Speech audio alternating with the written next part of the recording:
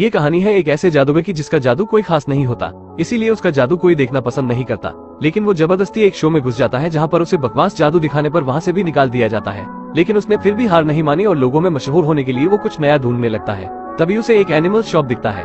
अंदर पहुंचने पर उसे कहीं से गाने की आवाजें सुनाई देती है, जिसे देखने पर पता चलता है कि वो एक छोटा सा मगरमच्छ है जो गाना गा रहा है। उसे देखकर वो काफी खुश होता है कि वो अब कुछ कर सकता है और वो मगरमच्छ को लेकर अपने घर आ जाता है, जहाँ वो उसे गाना गाने को कहता है। लेकिन मगरमच्छ उसके कहने पर गाना नहीं गाता। वो समझ जाता है कि जब वो गाना गाएगा तो शायद मगरमच्छ भी गाए, और ऐसा ही होता है। मगरमच्छ और वो दोनों मिलकर अपने शो के लिए बहुत अच्छी प्रैक्टिस करते हैं। एक नया शो करने के लिए उसे पैसे चाहिए थे, लेकिन उसे कोई भी नहीं देता क्योंकि किसी को भी उस पर भरोसा ही नहीं था। इस काम के लिए वो अपना घर बेच देता है और फिर मगरमच्छ के साथ वो शो करता है, क्योंकि उसे मगरमच्छ पर पूरा भरोसा था कि वो इस शो से जादूगर के साथ पैसे कमाने में उसकी मदद करेगा। लेकिन वहाँ जाने के बाद मगरमच्छ इतने सारे लोगों को देखकर कुछ बोल ही नहीं पाता और लोग शो छोड़कर चले जाते हैं, और इसी तरह इस आदमी का घर भी उसके हाथों से चला जाता है। इस घर के बगैर वो पता नहीं कहाँ जाता, इसीलिए वो मगरमच्छ को इसी घर पर एक खत के साथ छोड़कर चला जाता है जिसमें लिखा था, ये मगरमच्छ असल में मेरा है, लेकिन जो इस घर में आकर उसका ध्यान रखेगा तो ये मगरमच्छ उसका हो जाएगा। जो खत मिलता है 1.5 साल बाद आने वाले इस फैमिली के एक बेटे को। तभी वो लड़का मगरमच्छ को एक शीशे में बंद देखता है, लेकिन वो वहाँ से चला जाता है। अगले दिन उसे मगरमच्छ वाले कमरे से कुछ आवाजें सुनाई देती है। वो वहाँ जाकर देखता है तो मगरमच्छ शीशे से बाहर आ चुका था। लड़का मगरमच्छ को देखकर डर जाता है। उसे लगता है मुझे इस मगरमच्छ से खतरा है, लेकिन असल में मगरमच्छ गाना गा रहा था।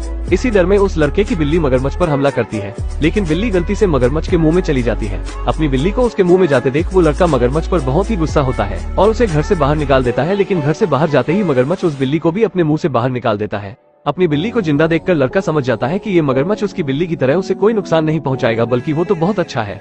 इसीलिए मगरमच्छ से उसकी अच्छी खासी दोस्ती हो जाती है। उसे अब मगरमच्छ के साथ टाइम बिताना अच्छा लगने लगा था और वो उसके साथ बहुत खेलता है और उससे ये भी बताता है कि जब मैं छोटा था तो मेरी माँ इस दुनिया को छोड़कर चली गई और अब मैं अपने सौतेली माँ के साथ रहता हूँ। लेकिन यहाँ हम देखते हैं कि इसकी सौतेली माँ भी बहुत अच्छी है, जो इसके लिए परेशान थी और वो ये भी सोच रही थी कि वो काफी टाइम से अपने बेटे के साथ सही वक्त ही नहीं गुजारा। और ऐसे ही बातें करते करते वो लोग सो जाते हैं और सुबह जब उस लड़के की माँ उसको उठाने आती है, लेकिन वो मगरमच्छ को देखकर डर जाती है, इसीलिए वो इतनी तेजी से चिल्लाती है जिससे वो दोनों सोते सोते उठ जाते हैं। इस डर में वो अपने बेटे को उठाकर घर से बाहर निकल आती है और वो अपने पति को फोन लगाने लगती है, लेकिन उनको उनका बेटा समझाकर उनको घर लेकर आता है, जहाँ मगरमच्छ बहुत अच्छा गाना गा रहा था। उसका गाना सुनकर उन्हें भी हैरानी हुई और अब मगरमच्छ उनको और भी ज्यादा इम्प्रेस करने के लिए उनके साथ डांस करने लगता है। इसीलिए उस लड़के की माँ बहुत ज्यादा खुश हो जाती है और उन्हें काफी दिनों बाद ऐसा दोस्त मिला था जिसकी वजह से वो हंसी थी। वो ये जान चुकी थी कि मगरमच्छ उनके लिए कोई खतरा नहीं है और वो मगरमच्छ से दोस्ती कर लेती है। उनकी खुशी की वजह उनके पति पूछते हैं तो वो मगरमच्छ के बारे में बता देती है। उनके पति मगरमच्छ को देखते हैं तो डर कर भागने लगते हैं।